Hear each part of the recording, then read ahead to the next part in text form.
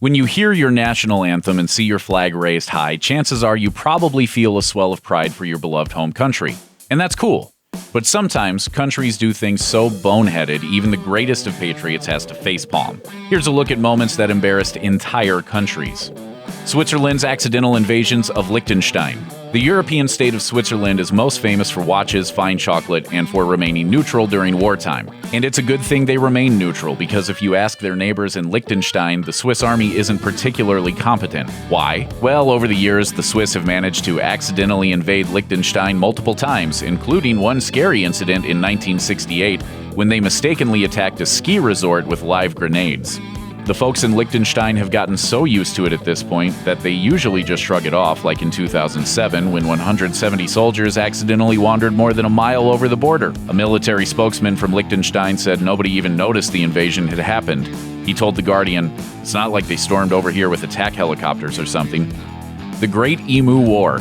Down in Australia, they have these enormous flightless birds called emus. They seem cute, but back in the early 1930s, they became a real problem as flocks of emus were ravaging crops across the land.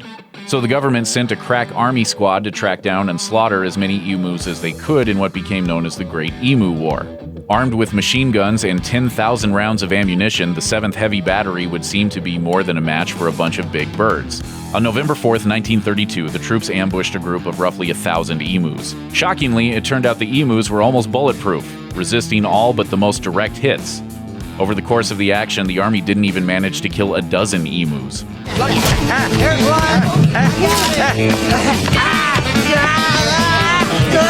A week later, they gave up and retreated. The officer in command, Major C.W.P. Meredith, was in awe, saying, "If we had a military division with the bullet-carrying capacity of these birds, it would face any army in the world. They can face machine guns with the invulnerability of tanks. Lock and load, boys." Bushu-suru. State visits are usually pretty boring affairs. But when U.S. President George H.W. Bush visited the Prime Minister of Japan, Kiichi Miyazawa, on January 8, 1992, he found an interesting way to spice things up. During the ceremonial dinner, President Bush turned and vomited right in the Prime Minister's lap, then fainted. According to The Atlantic, the term Bushu-suru, do a bush, became a joke staple of Japanese slang. Unsurprisingly, it means to throw up in public.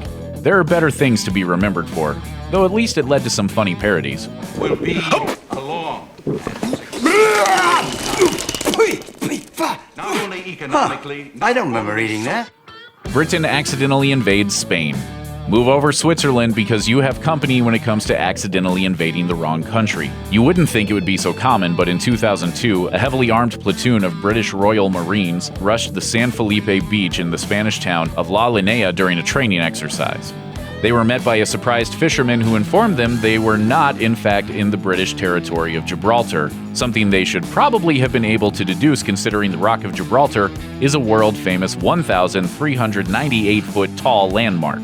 According to The Independent, the commanding officer in charge of the mishap contacted his superiors and informed them, "I'm afraid we've invaded Spain, but we don't think they've noticed." They did actually notice, but the town's mayor, Juan Carlos Juarez, was cool about it. They landed on our coast to confront a supposed enemy with typical commando tactics, but we managed to hold them on the beach. Operation Cottage. Not all embarrassing war maneuvers are funny, though. It's mostly been forgotten now, but during World War II, Japanese forces actually occupied a small part of Alaska, setting up a base on the Aleutian Islands. In 1943, the combined forces of the United States and Canada launched Operation Cottage to seize the islands back. Landing on opposite sides of the Kiska Island, they converged, intending to trap the Japanese between them.